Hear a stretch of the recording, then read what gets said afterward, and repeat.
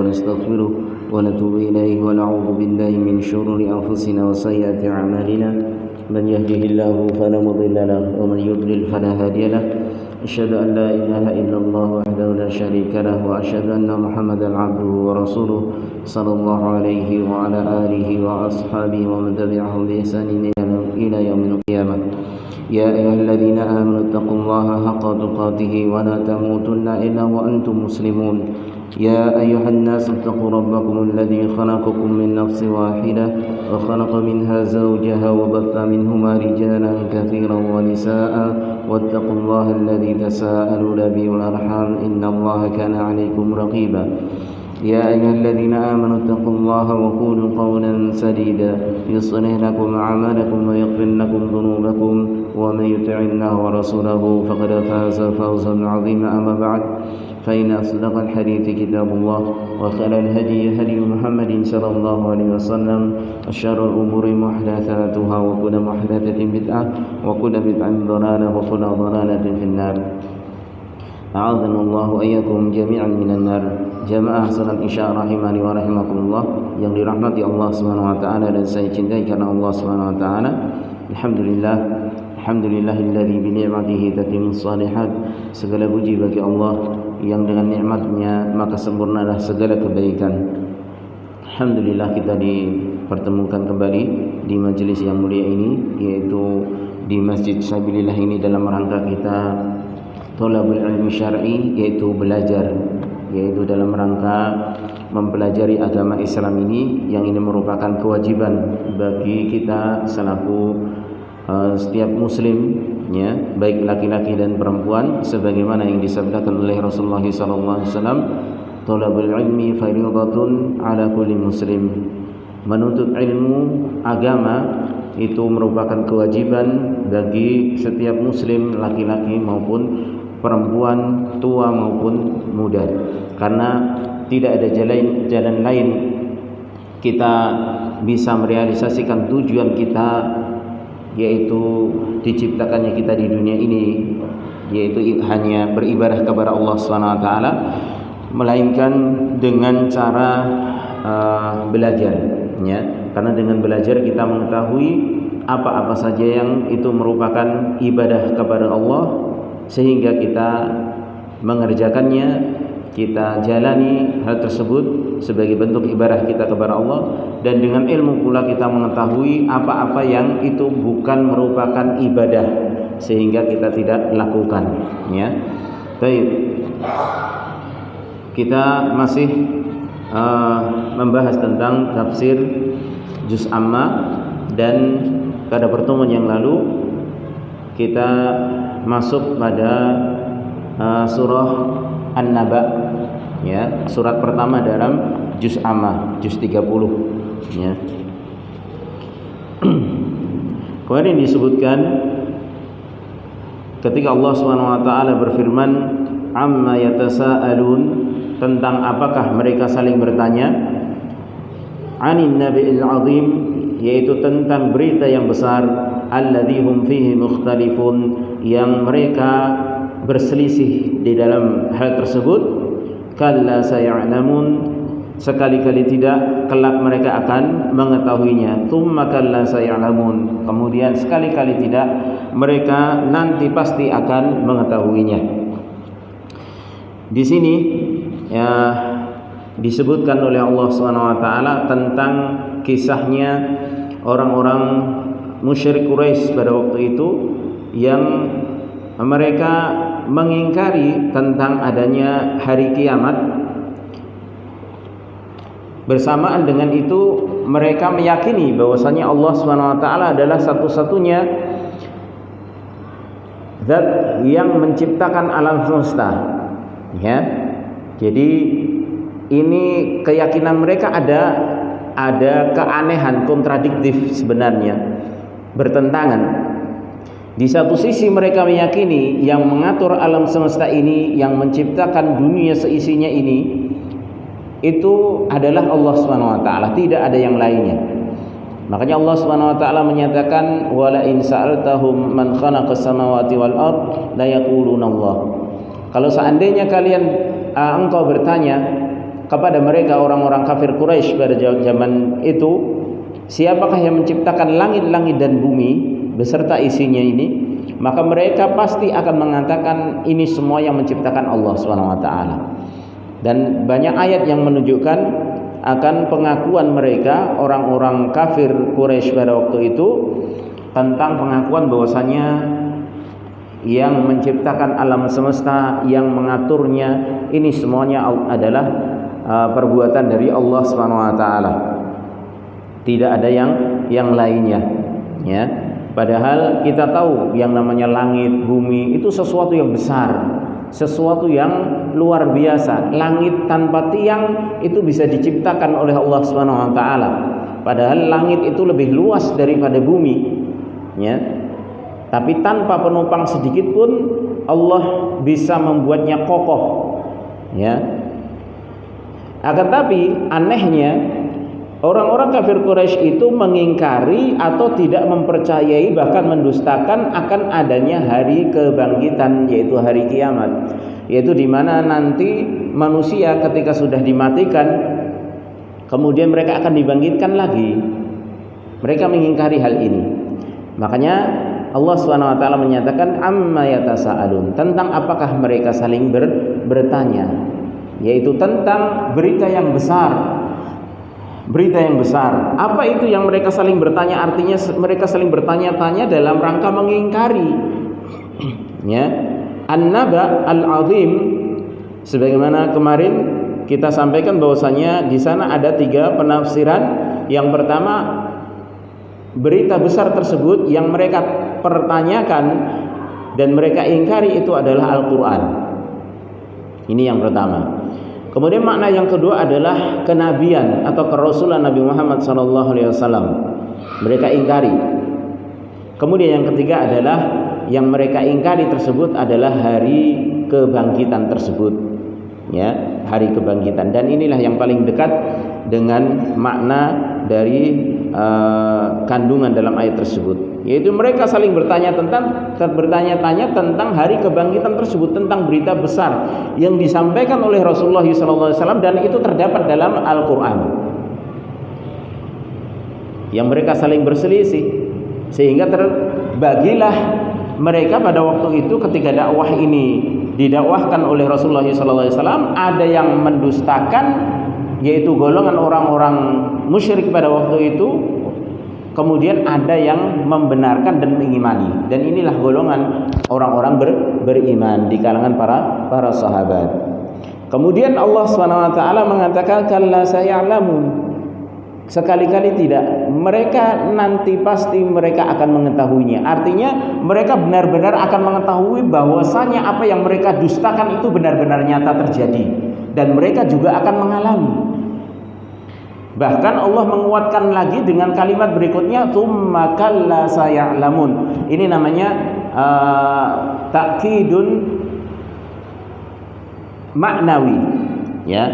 Artinya maknanya ini sebagai penguat, sebagai menguat bahwasanya Allah menyatakan benar-benar nanti kalian itu akan mengetahui bahwasanya kebangkitan itu ada, hari kiamat itu ada, bahkan kalian sendiri akan mengalami hal tersebut.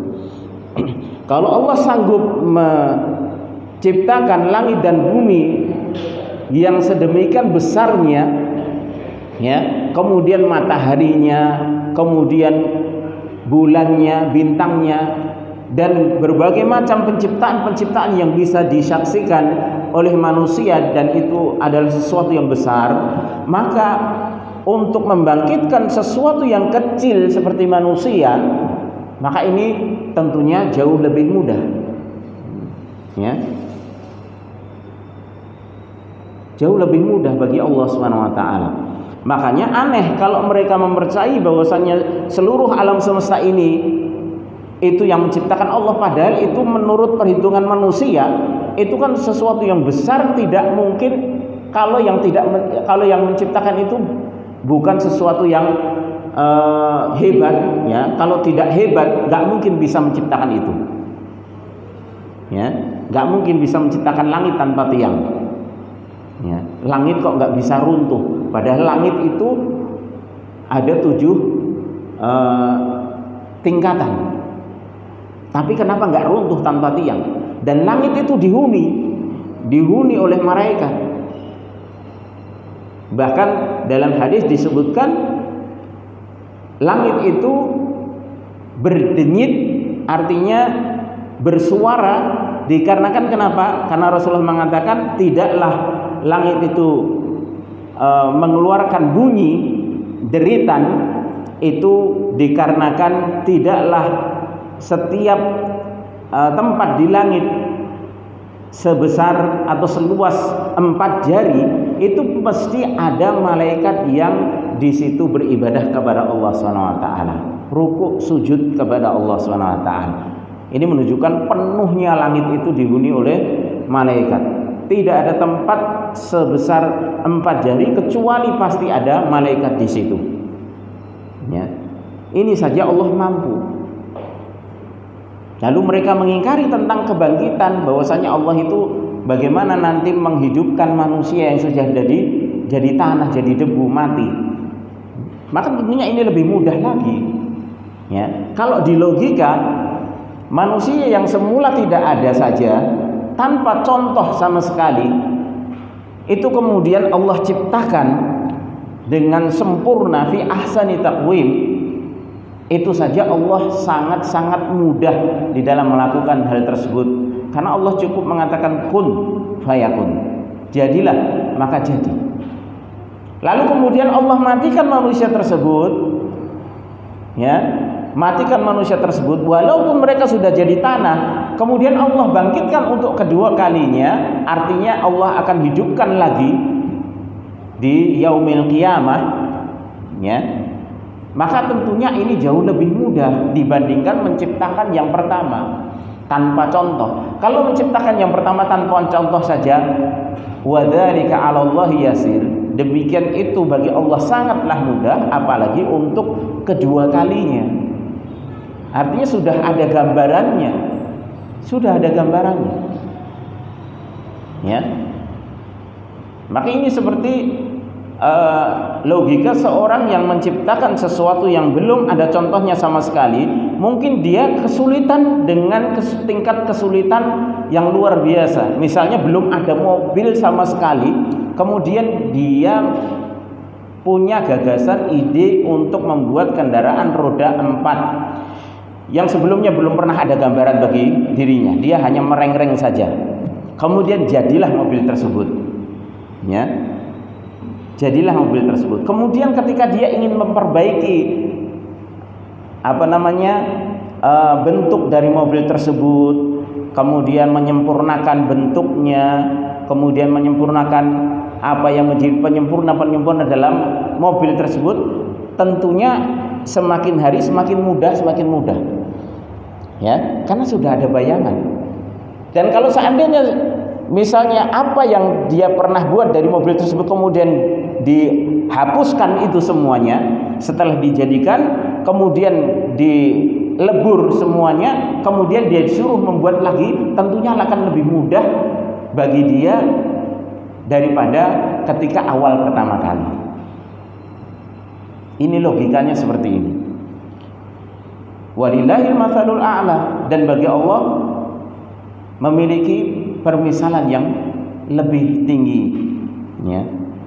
Kalau Allah menciptakan tanpa contoh saja itu sangatlah mudah bagi Allah, apalagi menciptakan, mengadakan sesuatu yang sebelumnya sudah ada, yaitu matinya manusia kemudian dibangkitkan lagi.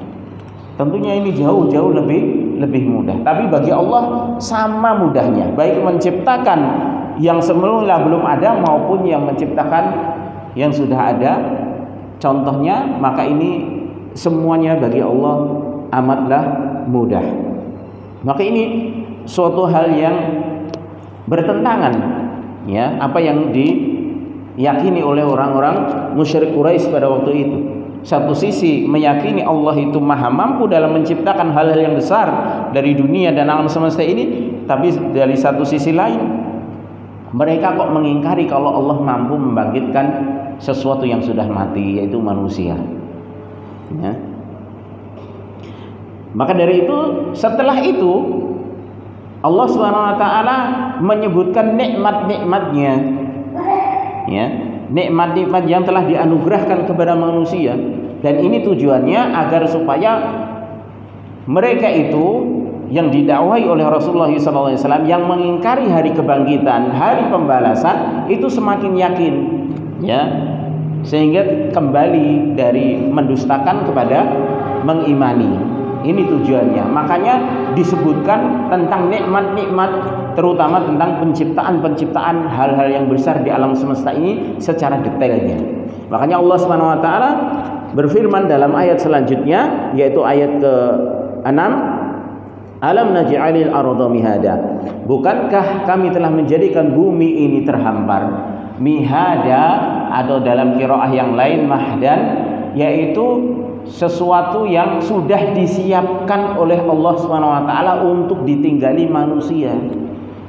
Artinya di dunia ini sudah ada semuanya, tinggal sedikit ngolah saja sudah, ya, manusia bisa menikmatinya. Makanya ada mobil, ada pesawat, ada HP, ya, itu bisa ngomong jarak jauh antar negara bisa dengan mudahnya. Ini semua sebenarnya sudah disiapkan oleh Allah SWT, ya. Di bumi ada minyaknya, ada tembaganya, ada emasnya, ada perak, macam-macam. Itu semua sudah disiapkan oleh Allah SWT. Makanya disebutkan alam naj'alil arda mihada. Mahdan yaitu apa? Seperti tempat yang kasur kecil, ya, buat yang disiapkan untuk menidurkan sang bayi. Artinya kasur itu ketika sang bayi ditaruh di kasur kecil tersebut yang namanya mahda tersebut, ayunan itu sudah lengkap, bayi tinggal ditaruh nanti akan nyaman. Ya, bayi tersebut akan nyaman sehingga dia bisa istirahat, terlelap tidurnya tanpa memerlukan yang lain. Bumi juga seperti itu. Allah sudah siapkan bumi ini sedemikian rupa, ya, panasnya, dinginnya, cuacanya, oksigennya, ya. Jadi memang bumi ini Allah SWT sudah siapkan untuk ditinggali. Jadi tidak ada tempat lain kecuali bumi ini, ya. Makanya jangan pernah kita terkecoh dengan orang-orang kafir, wah, nanti kalau bumi ini hancur lari ke Mars, ya. Ketika kiamat alam semesta ini semuanya hancur, mau kemana, ya? Planet Mars itu bukan untuk ditinggali. Makanya di sana tidak ada oksigen, ya, tidak ada kehidupan, tidak ada tanda-tanda kehidupan. Itu hanya sebagai pelengkap saja dari alam semesta ini. Adapun yang sudah disiapkan oleh Allah itu adalah bumi ini, ya. Wal jibala autada, kemudian ayat selanjutnya, dan kami jadikan yaitu gunung-gunung sebagai pasak-pasaknya, ya. Artinya gunung ini sebagai pasak dari bumi yang itu menjulang ke atas dan ke bawah. Bahkan yang ke bawah itu jauh lebih dalam daripada yang ke atas. Makanya para ilmuwan itu meneliti bahwasanya bumi ini yang menjulang ke atas itu sepertiganya dari keseluruhan gunung yang menjulang ke atas itu sepertiganya dari keseluruhannya. Jadi yang 2/3 itu yang ke bawah, mengakar menghujam ke bawah itu yang 2/3-nya. Makanya ini untuk mengokohkan bumi tersebut, ya. Dan ini bagian dari Allah SWT mempersiapkan bumi itu agar nyaman ditinggali, ya, agar nyaman ditinggali. Makanya kalau gunung itu meletus, apa yang terjadi? Bumi itu goncang, ya, bumi itu berguncang. Apalagi kalau gunungnya besar, ya, maka bisa mengguncangkan dengan jarak yang jauh, ya, bisa terasa. Makanya gunung-gunung itu diadakan sebagai pasak, itu sebagaimana kemah, ya, tenda yang ketika dipasang itu ada pasaknya di bawah yang ditancapkan, kemudian baru diikatkan di sisi-sisi kemah tersebut atau tenda tersebut, sehingga tenda tersebut jadi kokoh. Itulah perumpamaan gunung sebagai pasak bagi bumi, ya. Kemudian ayat selanjutnya yang ke-8, wa khalaqnakum azwaja, dan kami ciptakan kalian berpasang-pasang. Ay asnafan ma baina dzakarin wa untha wa saghirin wa kabirin wa aswada wa ahmara wa syaqiyyin wa sa'idin ila ghairi dzalika mimma yakhtalifu an-nasu fihi fahum azwajun mukhtalifuna ala hasabi ma aradahu Allah azza wa jalla wa qadadathu hikmatuhu liya'tabirun nasu bi qudratillahi ta'ala. Dan kami ciptakan kalian berpasang-pasang, artinya beberapa jenis menjadi beberapa golongan atau jenis, yaitu laki-laki dan perempuan, kecil besar, kemudian ada yang hitam, ada yang merah, ada yang sengsara, ada yang bahagia, ya, dan yang lainnya dari perbedaan manusia yang ada. Ya, artinya Allah jadikan pasang-pasangan. Mesti kebanyakan ciptaan Allah itu sepasang, artinya berpasang-pasang. Kalau ada laki-laki, ada perempuan. Ya, ada laki-laki, ada perempuan. Kemudian kalau ada yang pendek, mesti ada yang tinggi. Ya, ada yang kurus, ada yang gemuk. Ya, demikian pula dari sisi sifatnya. Ada yang pemarah, ada yang penyabar, ya. Ada yang celaka, ada yang bahagia. Artinya ketika Allah menciptakan Fir'aun, Allah ciptakan juga Nabi Musa. Ketika ada Abu Lahab, Abu Jahal, Allah juga ciptakan Nabi kita Muhammad SAW. Berpasang-pasang dari wataknya, ya, sifat-sifatnya, jenisnya. Demikianlah Allah Subhanahu wa taala menjadikan sesuatu itu berpasang-pasang. Fahum azwajun mukhtalifuna, maka mereka itu berpasang-pasang dan berbeda sesuai dengan keinginan Allah Subhanahu wa taala, ya, dan sesuai dengan kandungan hikmah yang Allah Subhanahu wa taala adakan pada penciptaan secara berpasang-pasang tersebut, agar supaya manusia itu mengambil ibrah, mengambil pelajaran bahwasanya disitulah ada kehendak Allah Subhanahu wa taala, ada kudrah Allah, ada kekuasaan Allah Subhanahu wa taala yang bisa dilihat oleh manusia dari sisi penciptaan tersebut. Ya. Ini kalau bukan zat yang maha mampu, ya, tidak ada yang bisa mengadakan hal demikian. Ada laki-laki, ada perempuan, ada yang tua, ada yang muda, ya, ada yang kecil, ada yang besar, ya. Ini ada yang memiliki watak yang baik, ada yang memiliki watak yang jelek, dan lain sebagainya. Ya. Di sini tersimpan ada pelajaran penting bahwasanya disitulah kehendak Allah dan disitulah maha kuasanya Allah Subhanahu wa taala. Wa annahu qadirun ala an yaj'ala hadzal bashara alladhina khuliqu min madatin wahidatin wa min abin wahidin ala hadhil asnaf al-mutanawwi'ah al-mutabayyinah. Dan bahwasanya Allah Subhanahu wa taala qadirun, itu maha mampu untuk menjadikan al-bashar, yaitu manusia ini, yang mana manusia ini diciptakan min madatin wahidatin, dari bahan satu, dari bahan yang satu, materi satu, yaitu apa? Dari tanah. Yang itu bermula dari siapa? Yaitu Nabi Adam alaihissalam. Ya. Nabi Adam alaihissalam itu diciptakan dari tanah. Ya. Dalam hadis disebutkan itu kumpulan dari tanah, berbagai macam tanah, kemudian dijadikan satu oleh Allah Subhanahu wa taala, yaitu itu untuk cikal bakal nanti warna kulit dari keturunan Nabi Adam alaihissalam.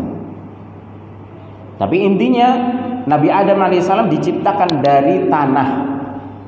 Ya, dari tanah, dari madah wahidah, yaitu dari unsur satu saja, yaitu dari tanah tersebut. Wa min abin wahidin, dan dari satu bapak yaitu Adam. Kan diciptakan laki-laki saja pertama kali itu yang diciptakan Nabi Adam alaihissalam. Ya. Baru setelah itu kemudian kan diciptakan pasangannya yaitu Hawa. Ya. Dari tulang sulbi, ya, atau tulang rusuk, ya. Sehingga dengan itu Allah Subhanahu wa taala dengan bermodalkan satu saja itu tadi, bahan satu, kemudian jenisnya satu, maka kemudian Allah jadikan itu berbagai jenis yang bermacam-macam dan berbeda dari jenis manusia.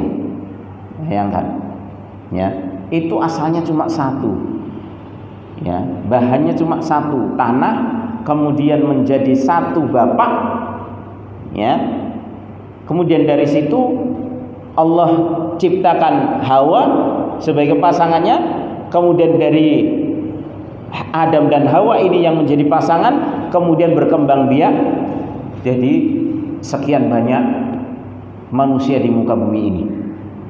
Ya, dan itu bermacam-macam warnanya, posturnya, tingginya, kemudian dari sisi ganteng orane, ayu orane, itu juga bermacam-macam. Itu padahal dari satu materi saja, ya. Dan ini menunjukkan Allah Qadir, Allah itu maha mampu. Bayangkan, ya, maha mampu. Makanya kalau di logika, kalau hanya untuk sekedar mengembalikan itu alah kecil, ibaratnya seperti itu. Wong dari satu bahan kemudian menjadi sekian miliaran, puluhan miliar manusia dari awal sampai akhir, ya, itu sangatlah mudah kok. Apalagi untuk mengembalikan, ya, untuk kedua kalinya dibangkitkan setelah matinya. Baik. Kemudian ayat selanjutnya yaitu ayat ke-9. Wa ja'alna naumakum subata, dan kami jadikan tidurmu sebagai istirahat. Ai qati'an lit'ab, yaitu pemutus dari rasa capek, itu tidur, ya. Dengan tidur itu memutus rasa capek atau menghilangkan rasa capek dengan tidur tersebut, ya. Dan itu kita rasakan sendiri. Ini Allah sudah beritahukan 1400 tahun yang lalu. Kalau yang namanya tidur itu untuk menghilangkan rasa capek, ya. Di dalam Al-Quran ini ketika Allah menurunkan Al-Quran ini, memfirmankan dalam Al-Quran ini 1400 tahun lebih yang lalu, itu Allah sudah menyebutkan bahwasanya Allah menjadikan tidur kalian itu sebagai istirahat, menghilangkan rasa capek. Fannaumu yaqta'u ma sabaqahu min at-ta'ab, maka tidur itu akan memutus atau menghilangkan apa yang telah lalu dari rasa capek. Kita secapek apapun, kalau tidur makler itu biasanya rasa capek itu sudah berkurang. Gini mboten? Gitu. Sak kesel-kesele, ya, keturun seperempat jam niku pun rasane Masya Allah penak banget. Nah, nanti penak banget, ya. Niku an-naum, ya. wa yastajiddu bihil insanu nasyatan lil mustaqbal, sehingga dengan tidur tersebut manusia akan menjadi bersemangat kembali dan memperbarui semangatnya untuk melanjutkan aktivitas setelahnya. Ya. Dari mulai jam 8 kerja, kemudian setelah rolasan, ya, biasanya jam 12 setelah zuhur, kemudian tidur sebentar. Nanti bangun jam setengah 1, jam 1, itu Masya Allah sudah fresh lagi. Ya, itu yang dinamakan qailullah, itu seperti itu, yaitu tidur sejenak di siang hari. Ya, itu fresh sekali, sudah rasanya sudah sehat lagi. Ya. Karena sifat tidur itu memang memperbarui semangat dan menghilangkan rasa capek.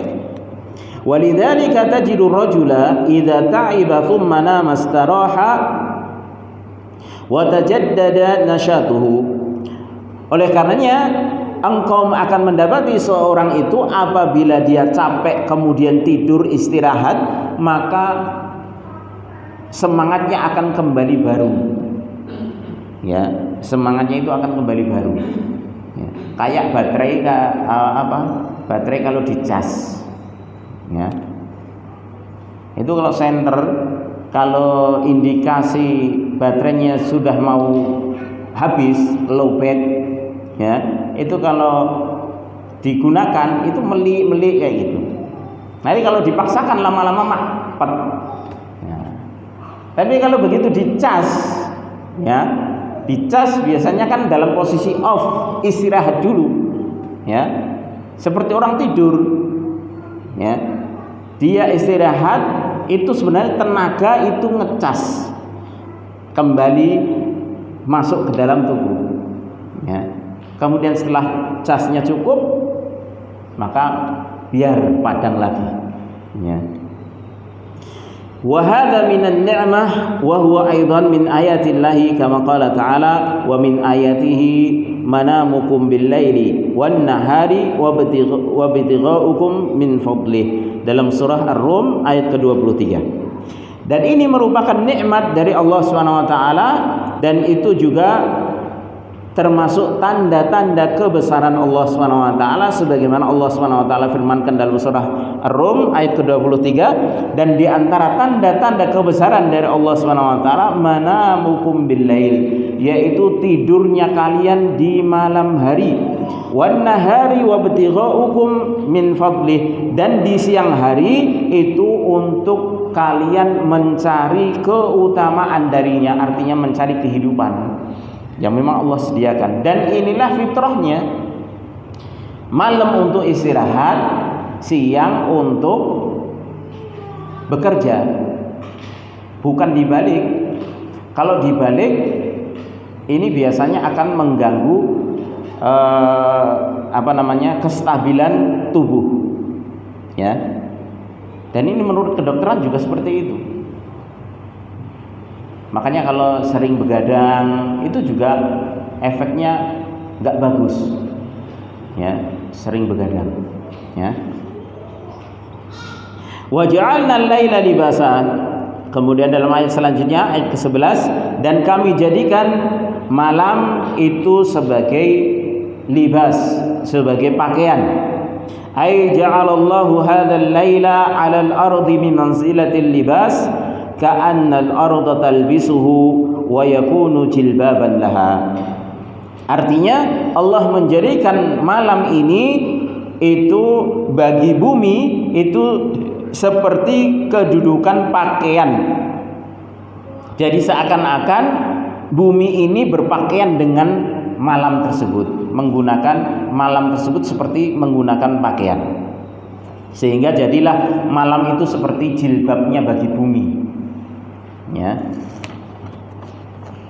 Atau ada yang menjelaskan dalam tafsir Ibnu Katsir disebutkan bahwasanya kami jadikan malam itu sebagai pakaian, artinya malam itu menutupi seluruh aktivitas manusia, sehingga tidak kelihatan seperti sesuatu yang dipakaikan pakaian badannya, sehingga tertutuplah apa yang di bawahnya, ya, seperti malam menutupi bumi.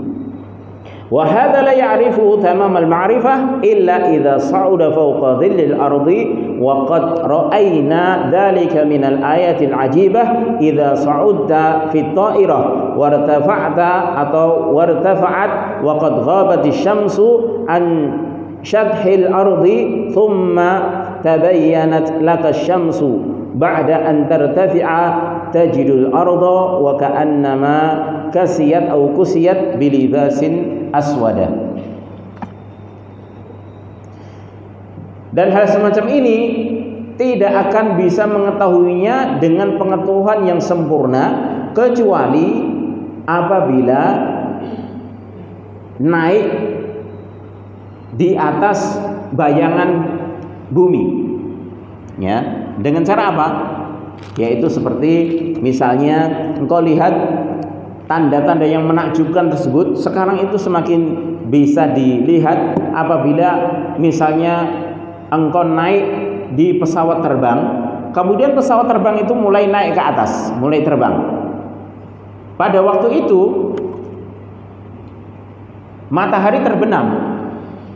Jadi misalnya kita naik pesawat, kondisinya sudah maghrib, kemudian pesawat naik, ya, otomatis kan itu sudah mulai gelap kan di ujung bumi yang kita lihat pada waktu itu di awal-awal kita terbang di pesawat. Mungkin ini yang sudah pernah naik pesawat tahu, ya, kalau pas naik pesawatnya itu pas matahari terbenam. Kemudian ketika sudah naik, semakin naik, maka matahari itu kelihatan lagi. Karena kita kan naik, matahari terbenam, kita naik. Ya, yang semula kita berada di bawah, matahari sudah terbenam, kelihatan gelap. Maka ketika kita naik, semakin terang, matahari semakin kelihatan lagi di ujung. Lah ketika itu, ya, maka akan tampak engkau mendapat di bumi seakan-akan bumi itu memakai pakaian yang berwarna hitam. Jadi sebagiannya sudah tenggelam, sudah nggak mendapatkan sinar matahari, sebagiannya masih. Jadi potongan yang sebagian sudah ditutupi oleh malam dan sebagian lagi masih tampak terang. Itu kan seperti bumi sedang memakai pakaian. Itu kalau dilihat dari atas. Coba nanti kalau umroh ya, kalau umroh lihat ke bawah itu, ya. Baik, mudah-mudahan kita bisa melaksanakan umroh insyaallah. Allahumma amin. Baik. Kemudian ayat selanjutnya, wa ja'alna an-nahara ma'asha, dan kami jadikan siang hari tersebut yaitu ma'asha, untuk mencari penghidupan. Ai ma'asha ya'ishun nasu fihi fi talabir rizqi ala hasbi darajatihim wa ala hasbi ahwalihim. Artinya ma'asha yaitu manusia hidup di dalamnya, di dalam mencari rizki, yaitu hidup di siang hari tersebut, ya. Itu dalam rangka mencari rezeki di siang harinya sesuai dengan tingkatan-tingkatan derajatnya dan sesuai dengan keadaannya masing-masing. Ya. Artinya yang jadi pegawai ya jadi pegawai, yang jadi kuli ya kuli, yang jadi pedagang ya pedagang, petani ya petani. Semuanya sesuai tingkatannya dan keadaannya, dan itu dilakukan di siang hari rata-ratanya, ya. Makanya rata-rata ketika rezeki itu banyak-banyaknya bagi pekerja itu antara pagi sampai menjelang malam, sampai sore, ya. Adapun yang cari penghasilan di malam hari, kalau dibandingkan dengan yang siang hari, itu masih jauh lebih banyak yang siang hari dalam hal penghasilan, ya, rata-ratanya kalau di sensus ya istilahnya, Karena memang itu fitrahnya seperti itu. Fitrahnya seperti itu. Ya. Makanya dahulu musafir ketika mereka berdagang butuh perjalanan jauh berhari-hari, ya, misalnya dari Mekah ke Syam itu butuh berhari-hari. Mereka kalau malam mesti istirahat. Jangankan bekerja, jihad pun seperti itu. Kalau peperangan malam istirahat leren, ya, nggak ada peperangan malam hari. Malam hari itu paling cuma gerilya dalam artian untuk cari informasi seperti itu, tapi nggak saling perang terbuka, itu enggak. Karena memang sudah fitrahnya manusia kalau malam istirahat, ya, kalau malam istirahat.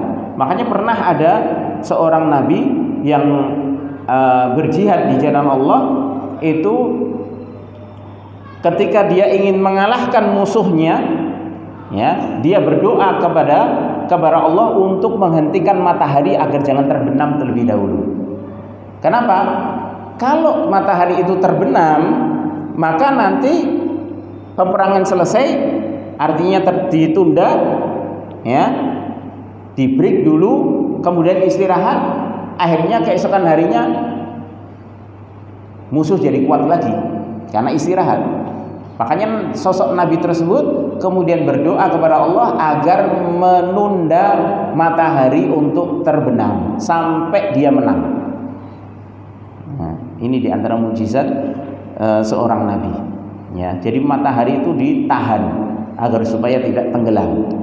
Ya, sehingga peperangan bisa dilanjutkan terus sampai kemudian mendapatkan kemenangan, barulah matahari itu berjalan sesuai dengan apa adanya. Ya. Sesuai dengan perintah Allah Subhanahu wa taala. Maka demikian, ya. Jadi siang hari itu sebagai untuk mencari rizki bagi manusia sesuai dengan profesinya masing-masing, ya. Wa hadza min ni'matillahi subhanahu wa ta'ala 'alal ibad. Dan ini merupakan nikmat dari Allah bagi hamba, bagi seorang hamba. Ya. Jadi itu memang fitrahnya secara fitrah manusia yang Allah Subhanahu wa taala ciptakan itu siang untuk kerja, malam untuk istirahat. Tapi kalau ini dibalik, maka itu akan merubah tatanan sehingga kesehatan gak stabil, ya. Ada yang terkena darah rendah, darah tinggi dan lain sebagainya, macam-macam. Karena ini memang fitrahnya demikian, ya. Karena tidur malam itu tidak bisa dibayar atau digantikan dengan tidur siang, walaupun tidur siang dengan sebanyak jam yang dia gunakan untuk tidur. Jadi misalnya dia bekerja di malam hari, ya, dari mulai terbenam matahari sampai kemudian pagi, ya, dia nggak tidur. Kemudian pagi harinya dia tidur, mau tidur setelah terbit matahari sampai nanti siang, itu nggak akan tergantikan, ya. Masih mending tidur malam walaupun hanya 2-3 jam atau 3-4 jam, ya. Itu masih mending itu daripada pagi sampai siang itu tidur untuk ganti tidur malamnya. Itu nggak tergantikan. Karena memang fitrahnya Allah ciptakan malam itu untuk istirahat, untuk tidurnya itu malam. Baik.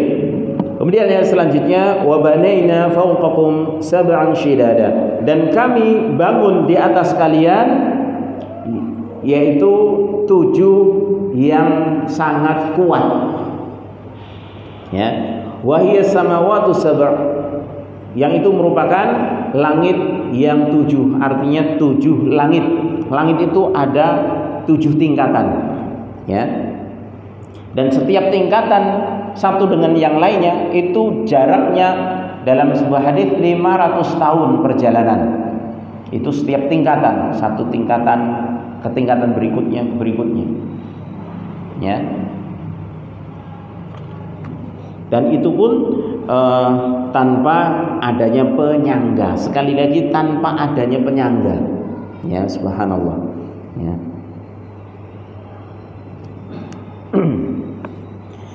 Wasafaha Allah Ta'ala bisyidad li'annaha qawiyyah kama qala ta'ala was-samaa'a banaynaha bi'aidin wa inna lamusi'un. Dan Allah mensifati langit tersebut dengan syidad, dengan sesuatu yang kuat, karena memang itu adalah kuat. Langit itu kuat, ya, 7 bertingkat tanpa ada sambungannya, itu satu tingkat dengan tingkat lain saja jaraknya perjalanan 500 tahun, ya, itu dikali 7, ya, dikali 7. Berarti menunjukkan langit itu benar-benar kuat. Kalau langit sebagai makhluk itu kuatnya sedemikian, kokohnya sedemikian, lalu bagaimana dengan Sang Penciptanya, Allah Subhanahu wa taala? Kalau Allah mudah membangun langit 7 tingkat itu dengan mudahnya, ya, dan dengan kuatnya, lalu bagaimana lagi kemudahan Allah untuk membangkitkan manusia, ya, dari kematiannya? Tentu ini jauh lebih mudah. Ya.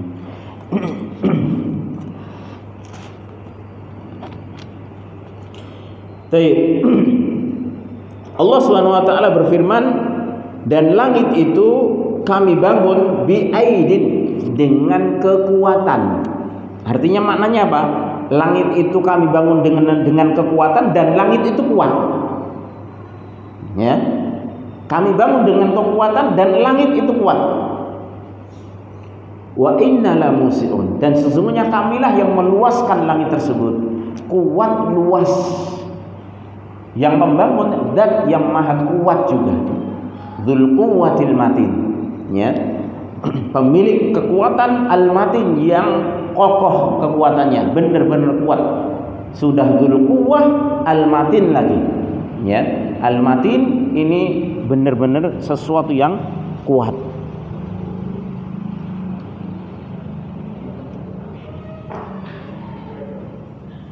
Apa? Oh, gelangan apa nih?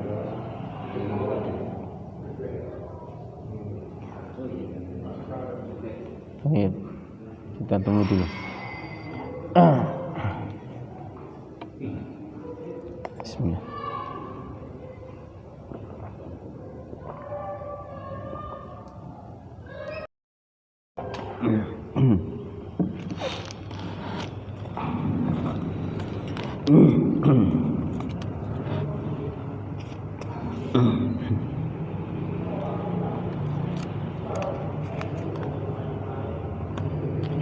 Baik, kita lanjutkan.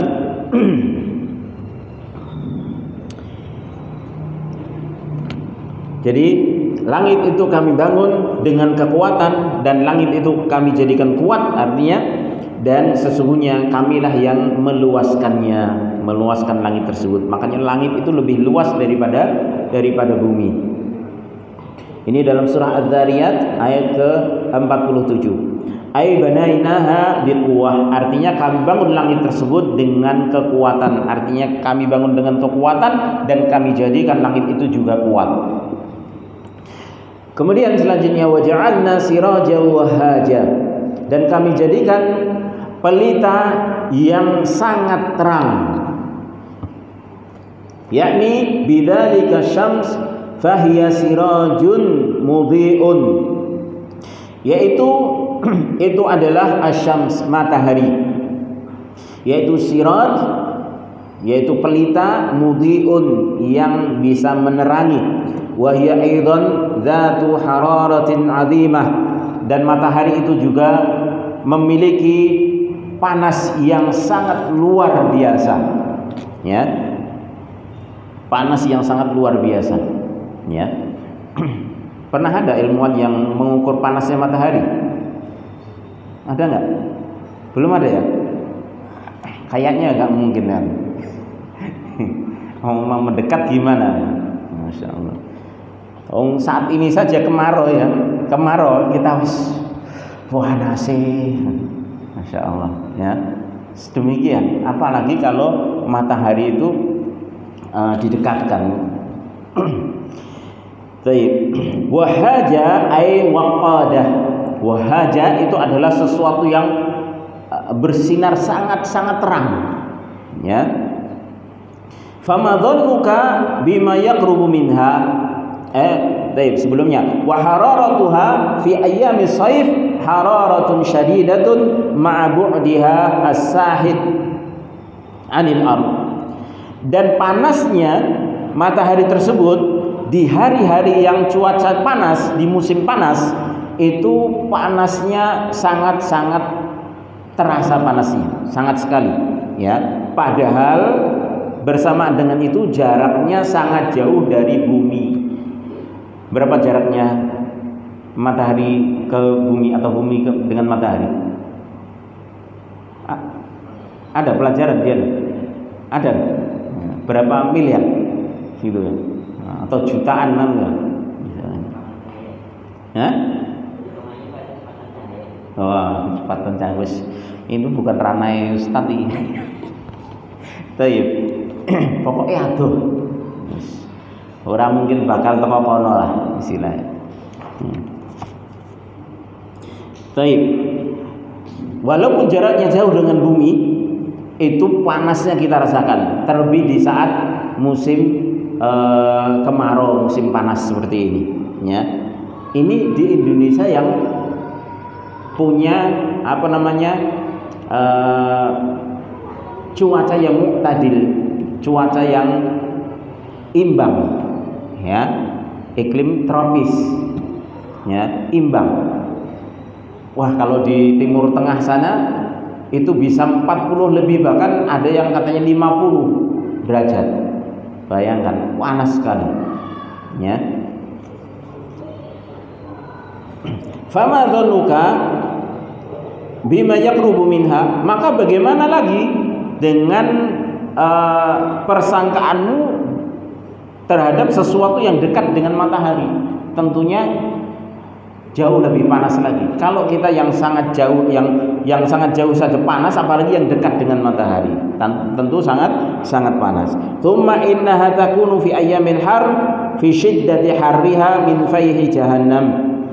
Kemudian bahwasanya rasa panas, ya, udara yang panas tersebut dari sinar matahari di hari-hari yang panas tersebut, yang panasnya itu ternyata min faihi jahannam, itu dari sumupe neraka, ya, dari hembusan neraka.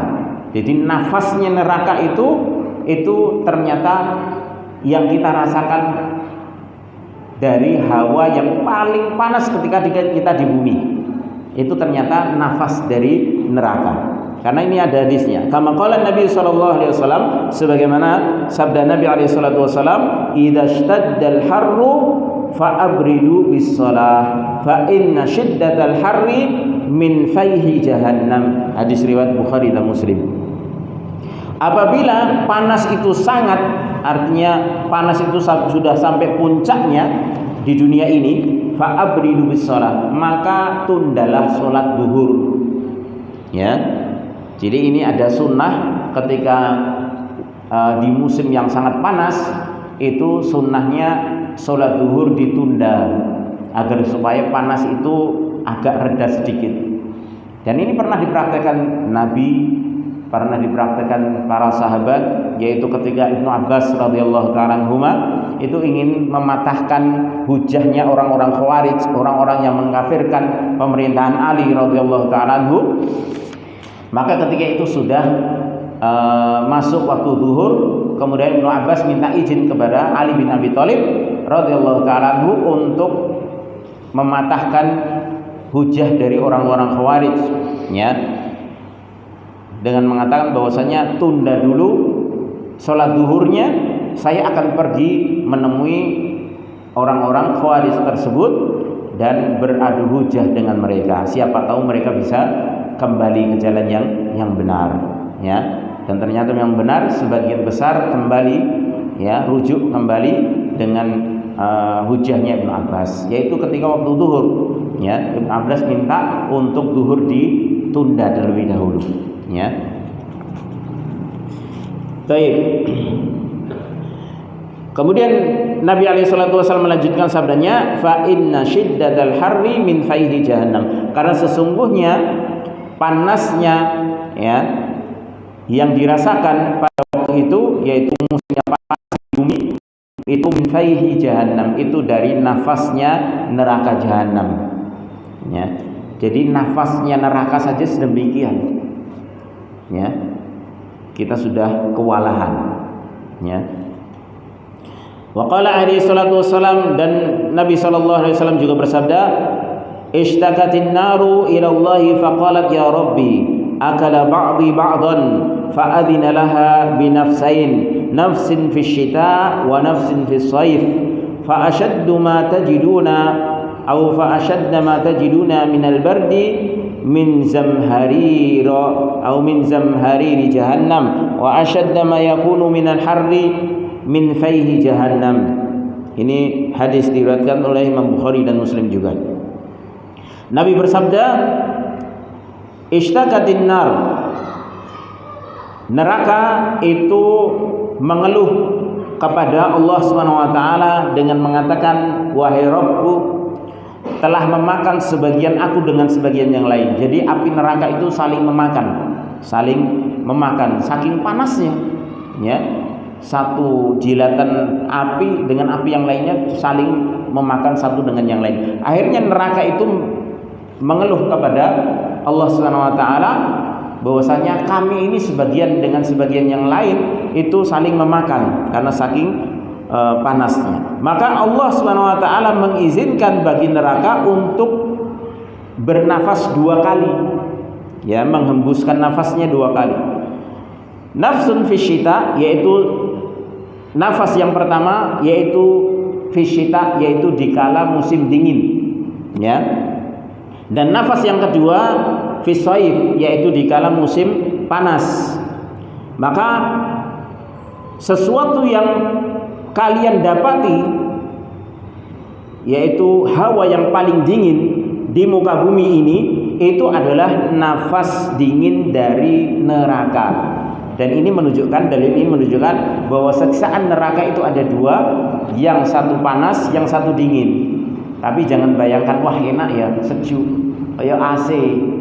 Nah, kita pernah kalau kedinginan, kalau terlalu sangat itu apa nih?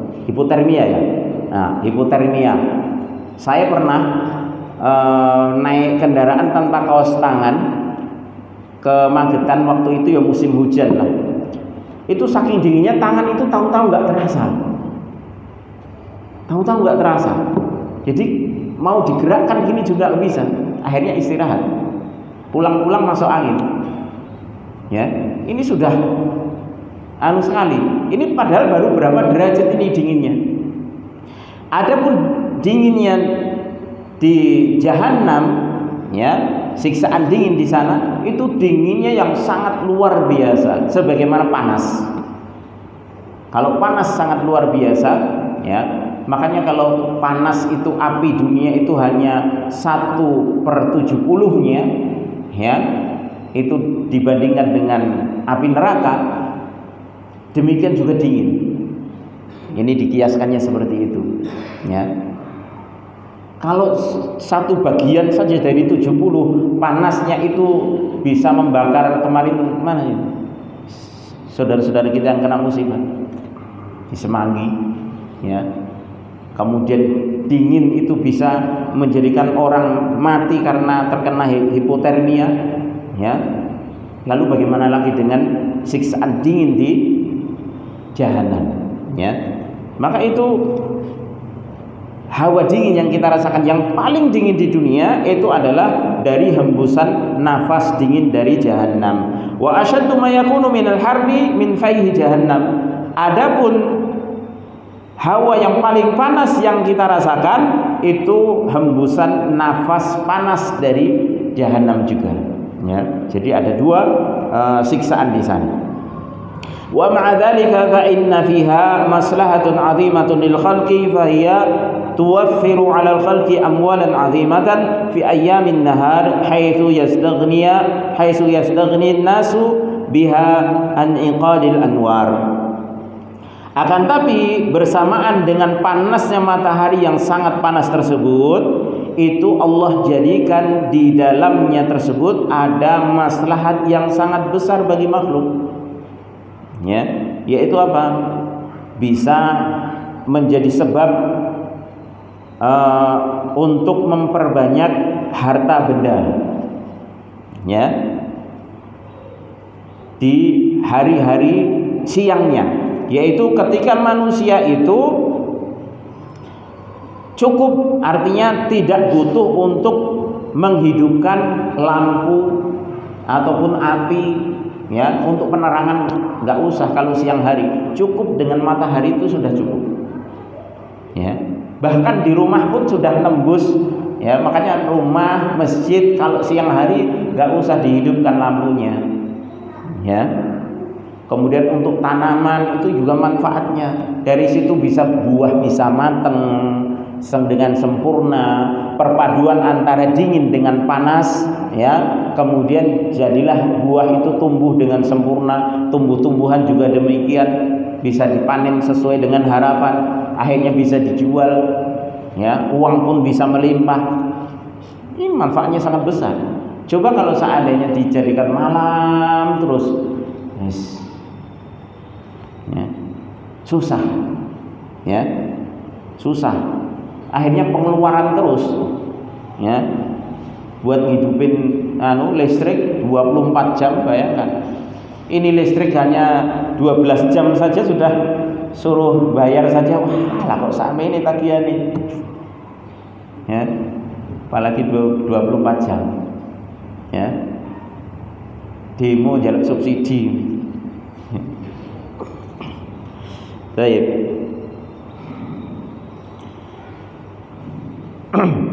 Wa kadzalika at-taqah allati tustakhraju minha takunu fiha fawaidu katsiratun. Dan demikian juga kekuatan dari matahari tersebut atau kekuatan dari panas tersebut yang dikeluarkan darinya itu memberikan faedah yang sangat banyak. Wa kadzalika imdajul athimar. Demikian juga untuk mematangkan buah. Wa ghairi dzalik wa ghairi hadza min al-fawaid al-adidah, ya, min hadha as-siraj alladhi ja'alahu Allah 'azza wa jalla li 'ibadihi. Dan yang lainnya juga selain untuk membuat matang buah. Buah itu kalau nggak ada matahari nggak sulit, ya. Perpaduan sinarnya dengan cuaca dinginnya itu kalau nggak ada salah satu nggak akan sempurna kematangan buah. Dan yang lainnya dari manfaat-manfaat yang sangat banyak, ya, dari as-siraj, yaitu sinar matahari tersebut yang Allah jadikan itu semuanya untuk hamba-hambanya. Walamma dzakara as-siraja al-wahhaja alladhi bil hararah wal yabusah dzakara ma yuqabilu dzalika faqala wa anzalna minal mu'sirati ma'an thajjaja. Dan ketika Allah SWT sudah selesai menyebutkan tentang as-sirat al-wahaj, yaitu sinar yang sangat terang benderang, ya, dan memiliki manfaat yang luar biasa, yaitu matahari, yang dimana matahari tersebut memiliki panas dan sifatnya kering, ya, karena panas itu pasti sifatnya kering. Maka Allah SWT menyebutkan yang sebaliknya, ya, yaitu dalam firman-Nya selanjutnya, dan kami turunkan minal mu'sirat, dari awan-awan tersebut air yang tersurah, ya, wal ma' fihi rutubah wa fihi burudah. Dan sifat air itu kebalikan dari sifat matahari tadi. Kalau sifat matahari itu adalah panas dan kering, maka sifat air adalah basah, ya, dan dingin, ya, itu sifat air.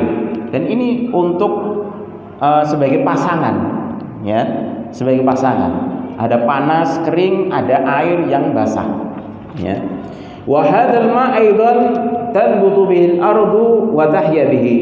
Dan air ini juga dengan air tersebut bumi itu bisa tumbuh dan hidup, ya.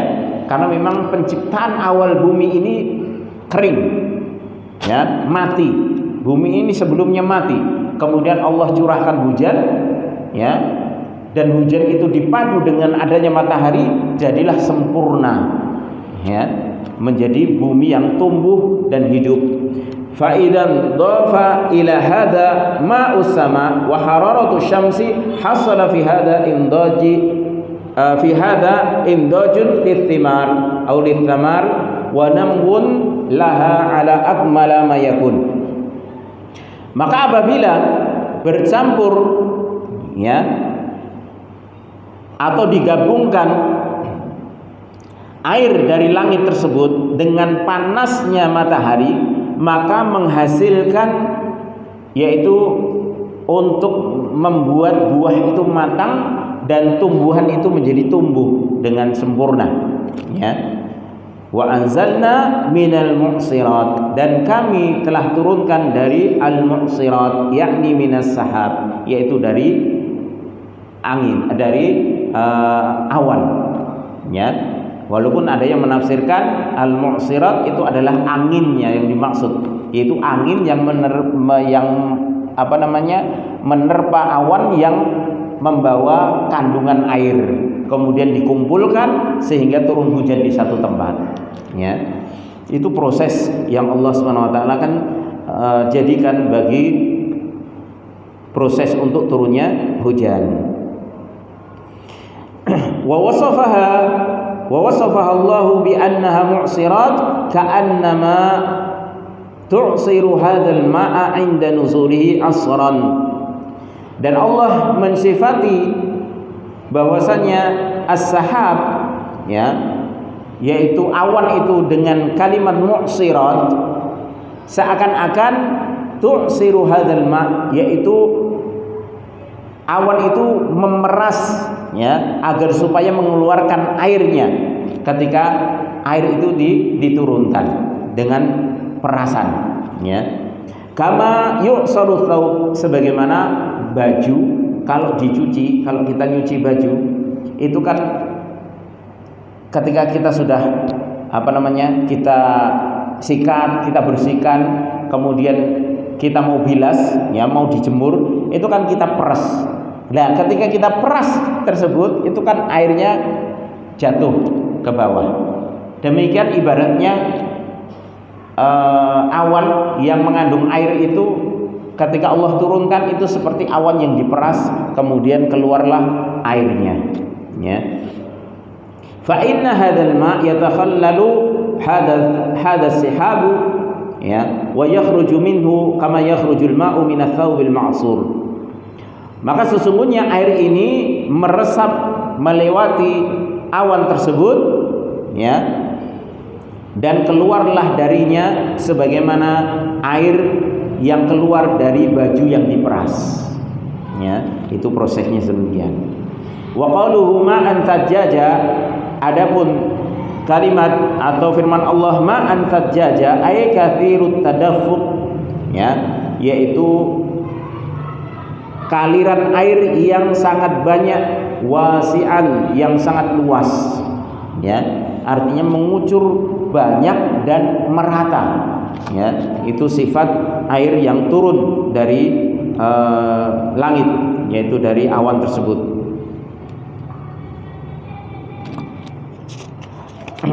Tinggal sedikit. Kemudian ayat selanjutnya, linukhrija bihi habban wa nabata, agar supaya kami keluarkan dengan air tersebut biji-bijian dan tumbuh-tumbuhan. Ay linukhrija bihadzal ma' alladhi unzila minas sama' ilal ard fatambutul ardu wa yukhrijullahu bihi minal habbi bijami'i asnafihi wa anwa'ihi al-burr wasya'ir wad-dhurrah aw dharrah wa ghairiha, yaitu agar supaya kami mengeluarkan dengan air tersebut, yang air tersebut kami turunkan dari langit ke bumi, agar supaya bumi itu menjadi tumbuh, dan Allah mengeluarkan dengan sebab air tersebut ya, yaitu biji-bijian dengan berbagai macam jenisnya, ya, yaitu seperti biji gandum, ya, biji sawi dan yang lainnya, ya. Kemudian wa jannatin alfafa, dan kami keluarkan juga dengan air tersebut,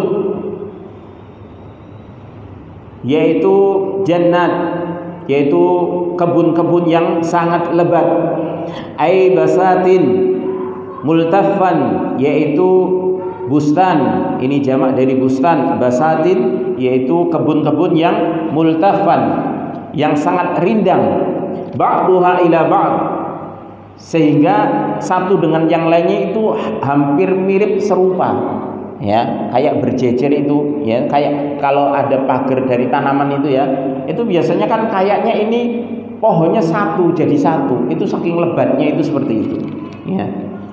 Min kathratiha, karena saking banyaknya, wa husniha, dan bagusnya, wa bahaiha, dan saking megahnya, hatta innaha latasturu man fiha likathratiha, sehingga saking banyaknya kebun tersebut dan lebatnya itu orang yang ada di dalamnya itu bisa tertutup, ya. Makanya kalau ada pagar tanaman itu orang delik di baliknya itu nggak kelihatan biasanya, ya, karena saking banyaknya dan saking lebatnya. Wal tifafu ba'dha ila ba'd, dan saling berdempetan satu dengan yang lainnya. Wahyal asyjar allati laha saq, yaitu tumbuh-tumbuhan atau pohon yang memiliki batang. Fayakhruju min hadzal ma' ath-thajat az-zuru'u wan nakhilu wal a'nabu wa ghairuha, ya, maka keluarlah dari air ini, air yang memancar banyak dan luas tadi, az-zuru', ya, yaitu tanam-tanaman, wan nakhil, kemudian pohon kurma, wal a'nab, kemudian pohon-pohon anggur, ya, wa ghairuha, dan yang lainnya. Sawa'un kharaja minhu mubasyaratan aw kharaja minhu biwasitati istikhraji al-ma'i min batinil ard.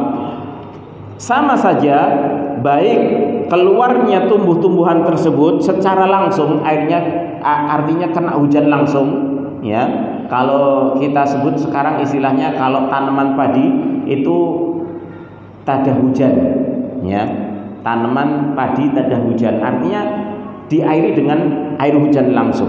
Atau itu keluarnya tumbuhnya tanaman tersebut dengan berbagai macam jenisnya tersebut keluar karena wasilah dikeluarkannya air dari bumi, artinya bikin sumur, ya kan, bikin sumur kemudian keluarlah air, karena itu sama, airnya sumbernya satu dari hujan tadi. Li'annal ma'a alladhi fi batinil ard huwa minal matar, kama qala ta'ala fa anzalna minas sama'i ma'an fa asqaynakumuhu wa ma antum lahu bikhazinin, dalam surah Al-Hijr ayat ke-22. Karena air yang di dalam bumi tersebut, di dalam tanah, ya, itu juga berasal dari hujan, sebagaimana Allah Subhanahu wa taala menyebutkan, maka kami turunkan dari langit air, fa asqaynakumuhu, maka kami beri minum kalian dengan air tersebut, air hujan tersebut, wa ma antum lahu bikhazinin, dan tidaklah kalian yang menyimpannya. Artinya Allah menyatakan kalian tidak menyimpan air tersebut, tapi kami yang menyimpan air tersebut di dalam bumi sehingga bisa dikeluarkan, ya. Jadi air hujan itu yang turun langsung ke langit itu bisa langsung dimanfaatkan, dan Allah pun simpan sebagai simpanan bagi kebutuhan makhluknya atau hambanya, ya. Wa qala ta'ala fi ayatin ukhra, dan Allah Subhanahu wa taala berfirman dalam ayat yang lain dalam surah Az-Zumar ayat ke-21, fasalakahu yanabi'a fil ard, maka kami jadikan air tersebut, air hujan tersebut menjadi sumber-sumber mata air di bumi, ya. Ini menunjukkan bahwasanya apa yang kita gali dari tanah berupa air, ya, itu juga berasal dari air hujan, ya. Walamma dzakarallahu ta'ala ma an'ama bihi 'alal ibad dzakara halal yaumil akhir wa annahu miqatun ya yajma'ullahu bihil awwalin wal akhirin. Maka ketika Allah sudah selesai menyebutkan nikmat-nikmatnya kepada hamba-hambanya dari ayat tadi sampai ayat ke-16 ya, yaitu dari mulai ayat ke-6 sampai ayat ke-16 itu Allah menyebutkan nikmat-nikmatnya kepada hamba-hambanya. Maka Allah mulai menyebutkan keadaan hari kiamat, yaitu di ayat mulai 17 sampai 30-nya ya, di mana Allah akan mengumpulkan baik makhluknya yang pertama sampai yang terakhir, semuanya akan dibangkitkan tanpa terkecuali di hari yang sudah ditentukan. Tentunya sebelum menyebutkan ini, kenapa Allah menyebutkan nikmat-nikmat tadi? Itu untuk agar supaya manusia itu sadar nikmat yang sedemikian besar itu Allah mudah, apalagi untuk membangkitkan. Makanya setelah itu Allah beritakan tentang kondisi pada hari kiamat, dan insya Allah kita akan bahas pada pertemuan yang akan datang. Mudah-mudahan ini bermanfaat sehingga bisa menumbuhkan keyakinan kita kepada hari akhir, bahwasanya kita yakin seyakin-yakinnya bahwasanya kita kelak akan dibangkitkan oleh Allah Subhanahu wa taala, sehingga apa yang kita lakukan, kita ucapkan, kita perbuat ya, kita niatkan dalam hati, itu semuanya akan ada pertanggungjawabannya di sisi Allah Subhanahu wa taala. Innamal a'malu binniyat wa innamal likulli imrin ma nawa. Sesungguhnya amal itu sesuai niat, dan bagi manusia itu akan mendapatkan sesuai dengan apa yang dia niatkan. Makanya kita semakin kuat keimanan kepada hari akhir, maka insya Allah seseorang itu akan semakin berhati-hati di dalam melakukan suatu amalan. Apakah apa yang dia lakukan itu mendatangkan ridha Allah ataukah sebaliknya, yaitu mendatangkan murka dari Allah Subhanahu wa taala. Tentunya selaku orang beriman, dia akan mendahulukan perbuatan-perbuatan, ucapan-ucapan yang mengundang keridhaan Allah Subhanahu wa taala, sehingga dia nanti akan dihisab dengan hisab yang mudah di sisi Allah Subhanahu wa taala. Wallahu a'lam bishawab. Wa sallallahu ala nabiyyina Muhammadin wa ala alihi washabbihi wasallam, wa akhiru da'wana alhamdulillahi rabbil alamin. Subhanakallahumma wa bihamdika asyhadu an la ilaha illa anta astaghfiruka wa atubu ilaik. Wassalamu alaikum warahmatullahi wabarakatuh.